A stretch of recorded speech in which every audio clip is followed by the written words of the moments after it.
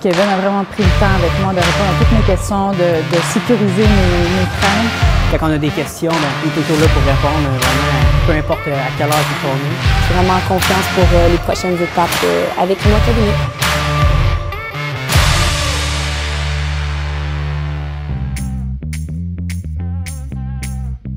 Pour bien évaluer le coût des travaux d'une rénovation, super important de bien faire plusieurs soumissions par plusieurs contracteurs, au moins 3, pour avoir un ensemble global des coûts détaillés. 3 soumissions détaillées, bien écrites, avec tous les détails, les matériaux employés, la qualité des matériaux, si les travaux sont faits en hiver, en été, c'est important. Des entrepreneurs certifiés, RBQ avec licence, et comme ça, vous allez pouvoir comparer un entrepreneur avec un autre, des professionnels avec des prix de professionnels, pas des prix de jobber. On peut aussi contacter les fournisseurs de produits comme les fournisseurs d'asphalte, pavés unis, toiture.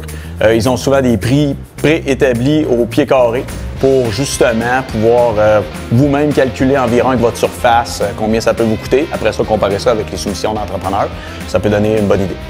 Aussi, en tant qu'investisseur immobilier, très important de valider et confirmer le coût du projet avec la soumission faite de l'entrepreneur et non pas juste par vous-même. Ça pourrait être très différent. Donc, valider, signer et bien confirmé par l'entrepreneur pour être certain que tout soit clair avant de commencer.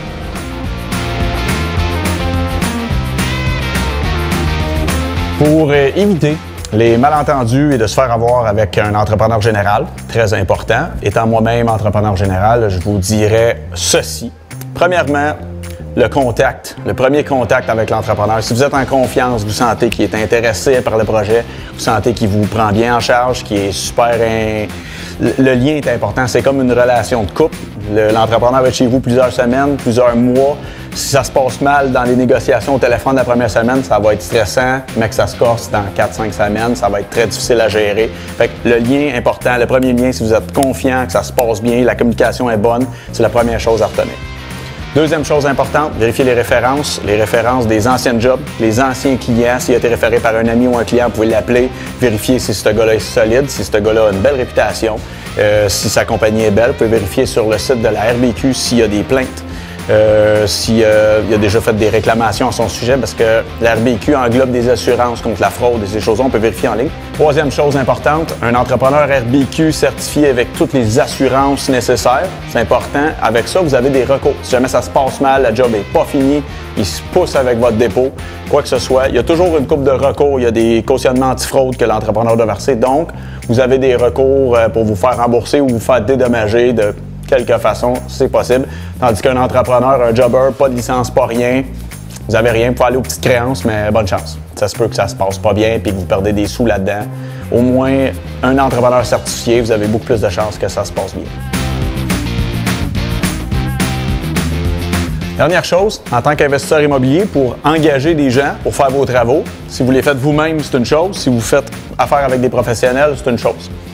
Quand vous êtes propriétaire occupant de votre maison, que c'est notarié à votre nom, que vous êtes propriétaire, c'est chez vous, vous devez engager quelqu'un qui est RBQ. Ça, c'est le minimum que vous devez avoir. Si c'est des appartements locatifs, vous achetez un 6 logements, vous rénovez les 6 logements, ils sont loués.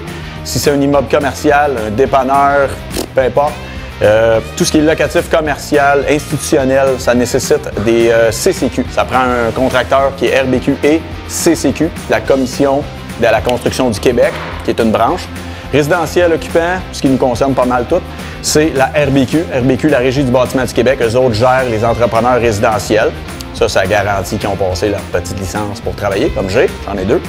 Ensuite de ça, si vous faites les travaux vous-même, vous avez le droit d'effectuer les travaux dans votre propre maison. La peinture, poser du gypse, poser du bois franc, du flottant, rénover votre salle de bain sous-sol. Vous pouvez faire pas mal tous les travaux vous-même, avec vos mains. Vos amis non rémunérés, très important. Vous n'avez pas le droit de payer le monde, mais vous avez le droit d'avoir des amis qui viennent vous aider gratuitement. Payez-les pas.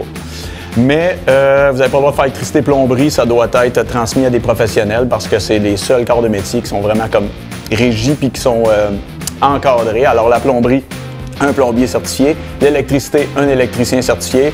Vos planchers flottants, votre peinture avec des chums un samedi. Tout est parfait avec ça ou vous-même. À part ça, tout est correct. En terminant, très important, soyez bien impliqués dans vos travaux, faites vos devoirs.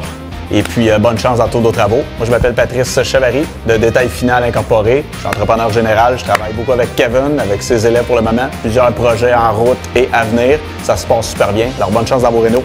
On se revoit bientôt.